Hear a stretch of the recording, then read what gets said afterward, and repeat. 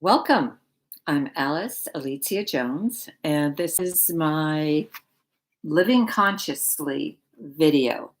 And today I have three subjects to talk about, uh, three negative emotions that absolutely do you no good whatsoever.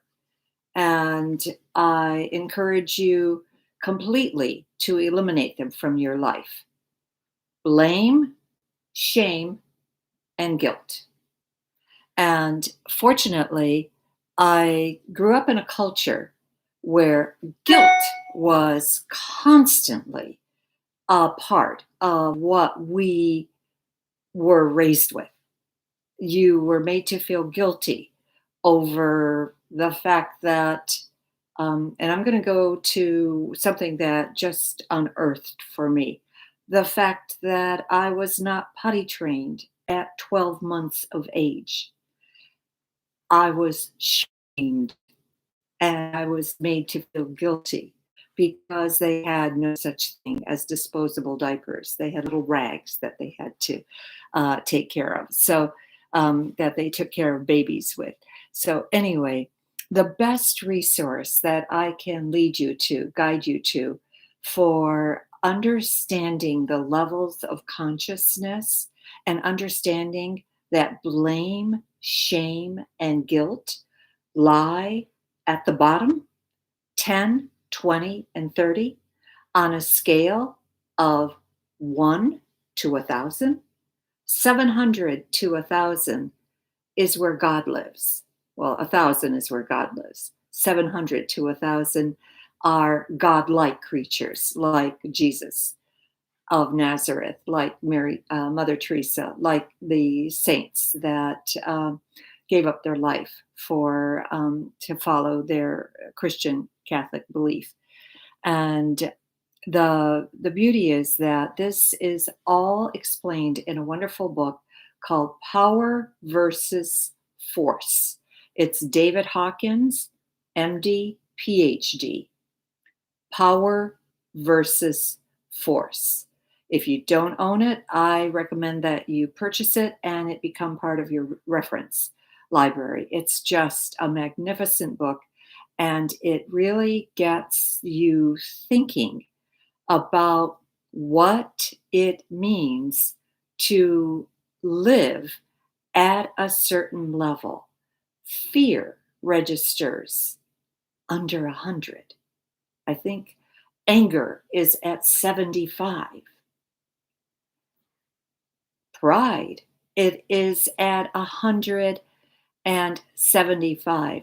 But you have to get to 200 points before you can reach a plateau where you become a positive thinking person, because you do not see obstacles as problems, you see them as opportunities.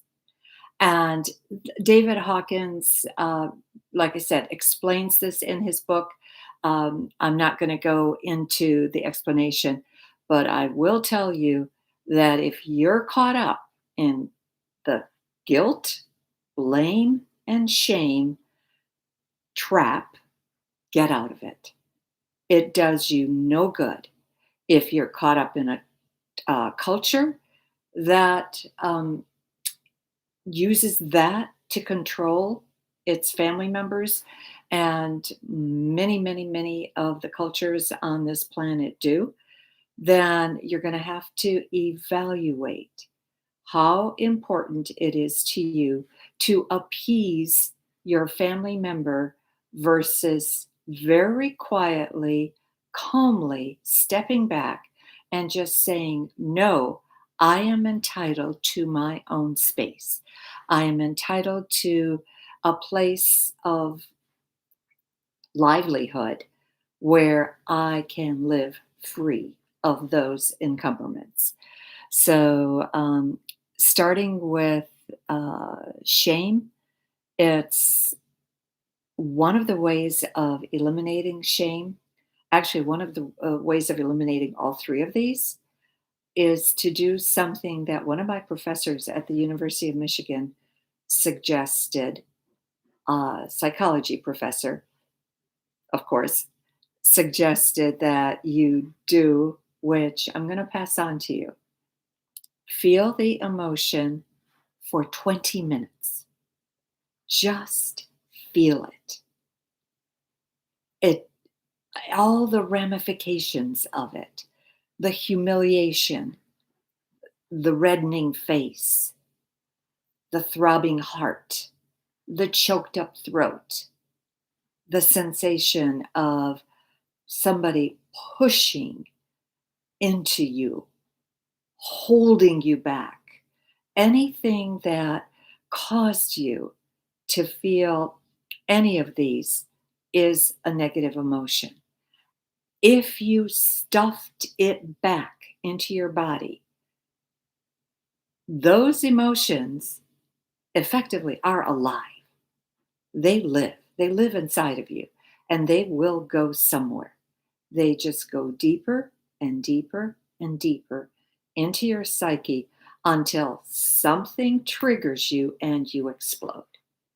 And an explosion is not a pretty scene.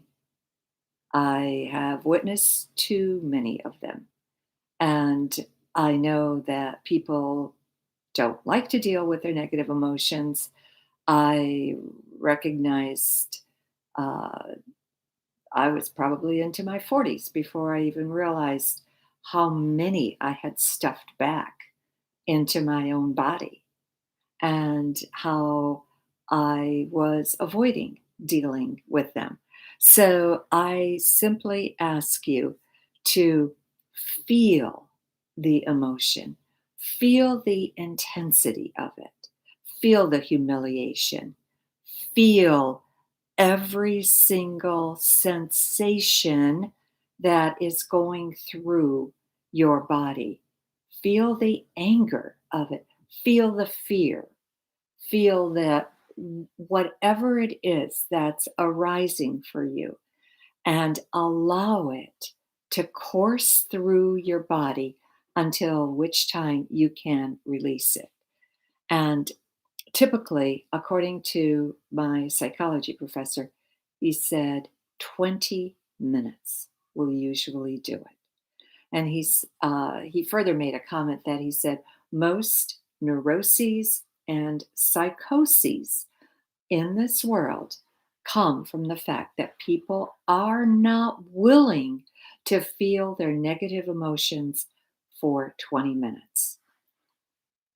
I haven't done any research on that. I haven't done any studies on that, but I do know that anybody who comes to me to receive counseling, I do know how tight of a grip that these three, shame, blame, and guilt, have on people.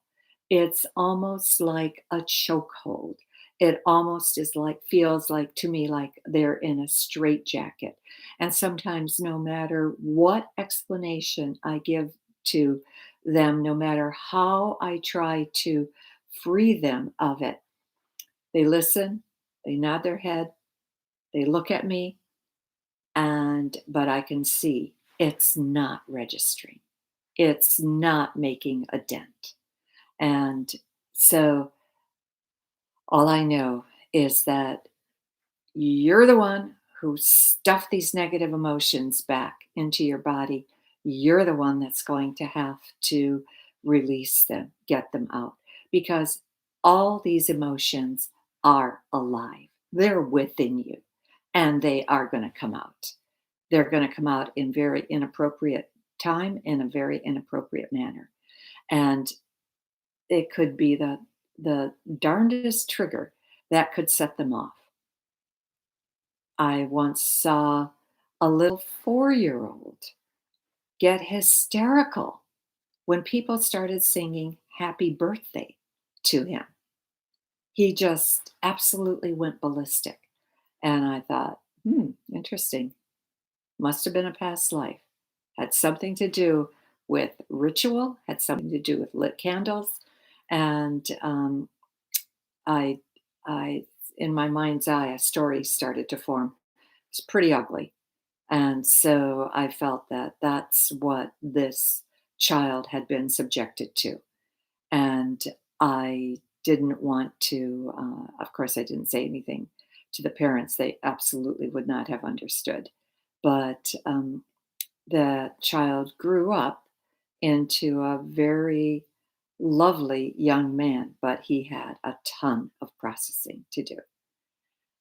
All right. So all of us, in some way or another, have been victims of abuse. It doesn't matter whether it's verbal, it doesn't matter whether it's emotional, mental, spiritual, physical, sexual. There has been some kind of abuse in our past life that has caused us, and even at a very early age, in uh, for some reason, I'm supposed to share this with you. In one instance, when I was doing, again, some really intense work on myself, uh, I actually went into the moment of my conception and I asked my teacher at that point, did my father rape my mother? And at the moment of my conception. And she said, no, he didn't rape her. Marital rape is a very real thing.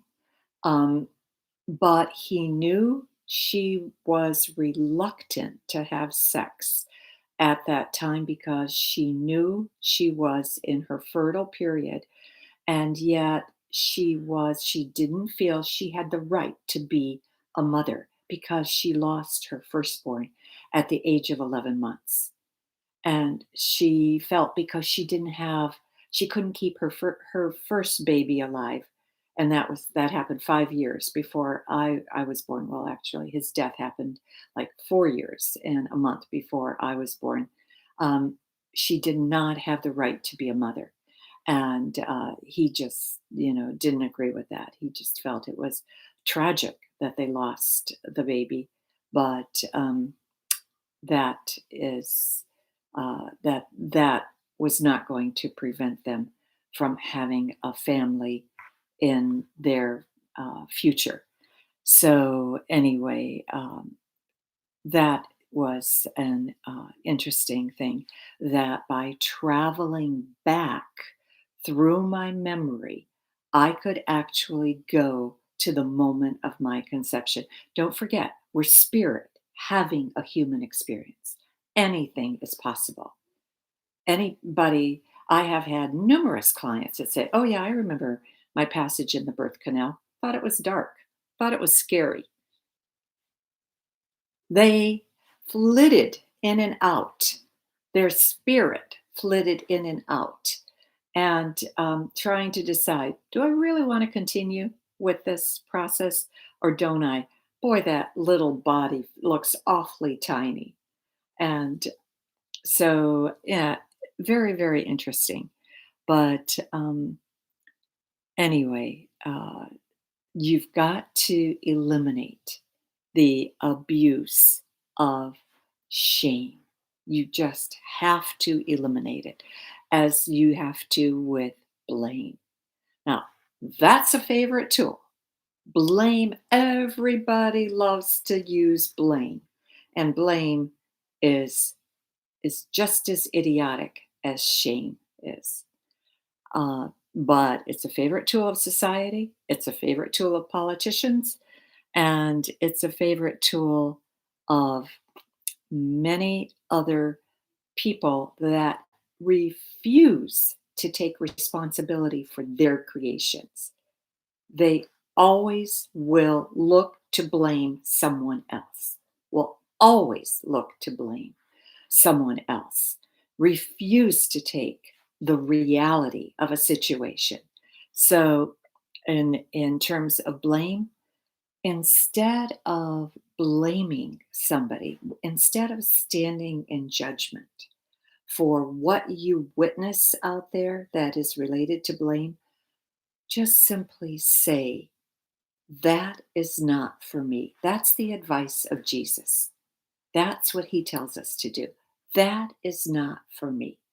So please do know that there is another way of, of working with somebody who is constantly looking to blame another person. That was, I had recently covered the 12-step program for becoming your higher self.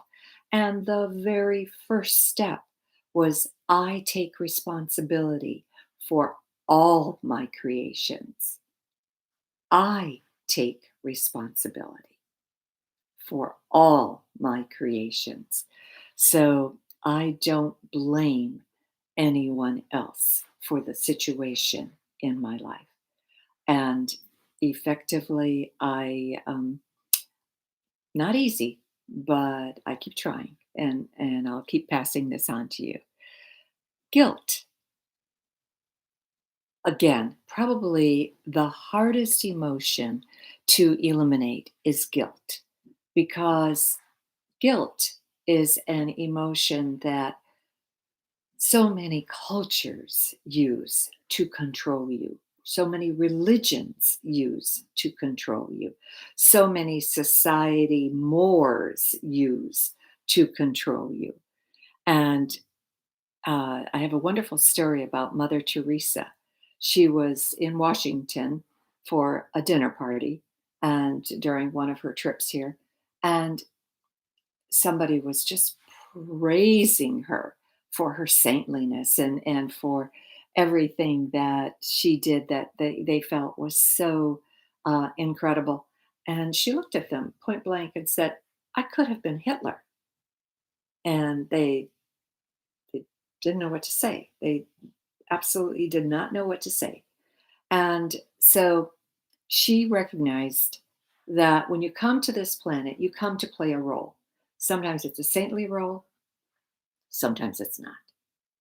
And effectively, what I know about it's so common to bring up Hitler as the ultimate villain because of the fact that he murdered 6 million Jews.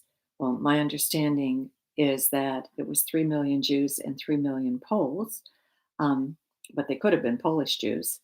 Um, that his soul, even when he died, his soul was put to sleep. But there are other facets of him on other dimensions of planet Earth. Because again, my understanding is there's 7 dimensions of planet Earth. So there is ultimately a um, a place for everyone who passes. Everyone goes to their own level of understanding, and he uh, there are other pieces of Hitler's personality that are alive on other dimensions. But the one known as Hitler, who lived on this dimension of planet Earth, again, my understanding is that he was put to sleep for 1,000 years. His soul was put into like a cocoon like state so that he have an opportunity to think about everything that he did, or his soul have an opportunity to think about everything that he did, and to get a new perspective on maybe it didn't have to be quite as bad.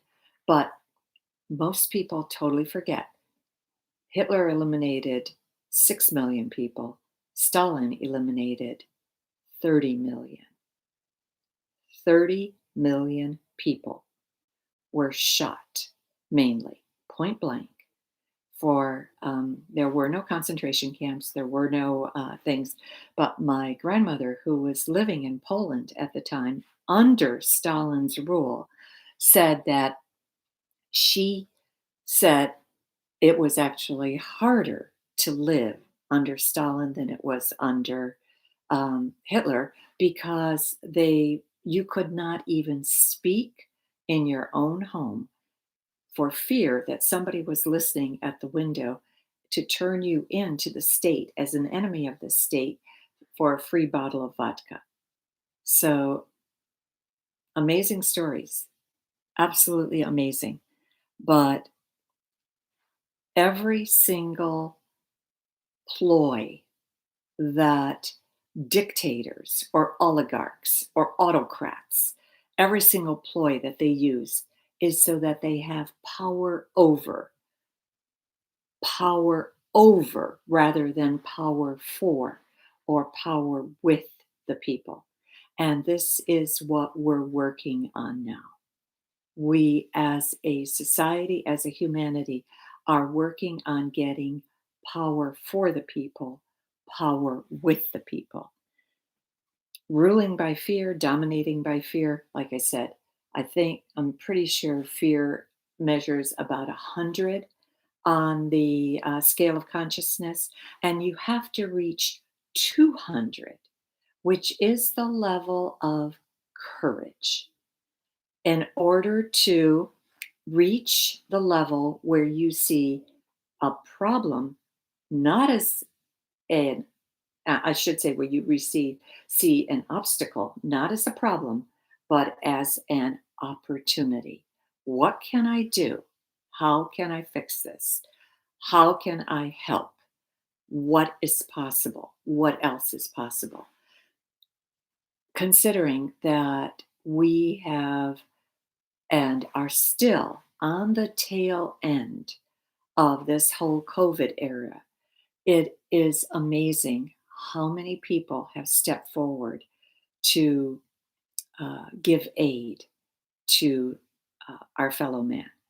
Um, every once in a while, I'll run into some other contribution of a need to feed people, and that the company claims that they've given millions of meals to those in need.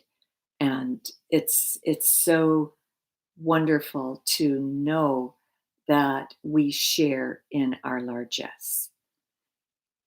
So we just, again, those of us, if we're trapped in an area where whoever is a powers to be, are telling you that they have to rule or they are ruling, and the only way they're ruling is through fear, then you know that they're ruling in a manner that is not conducive to your health, your well being, or anything.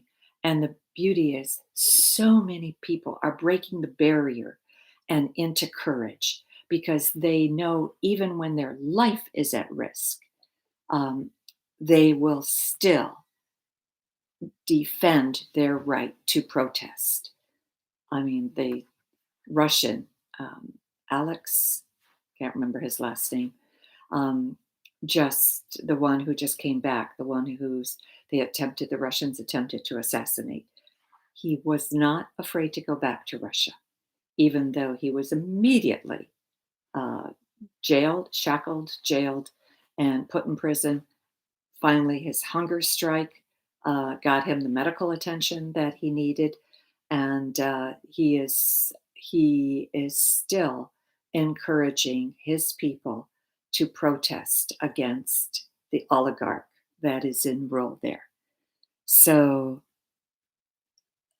and the one thing for sure that, at least in my lexicon, that I have studied with the Course in Miracles, A Course in Miracles, that continuously spouts out the fact that there is only two emotions on this planet.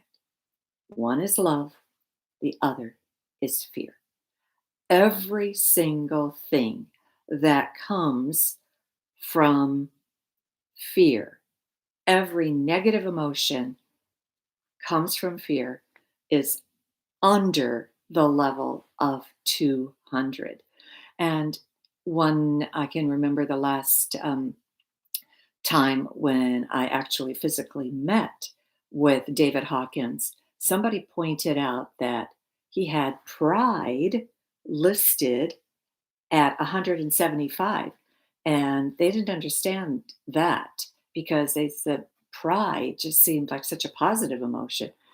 And he said, no, because there's still, he gave a reason for why pride was not above courage.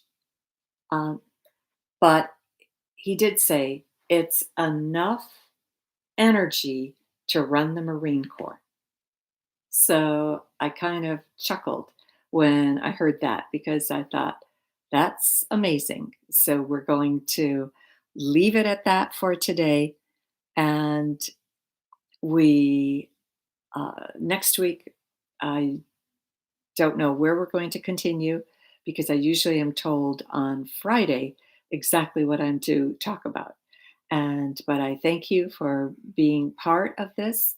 Again, if you need a meditation journal, Own Your Power Day by Day is the best, filled with positive thoughts, positive messages, everything to do with spirit. So we're going to end now, and I wish you a glorious week.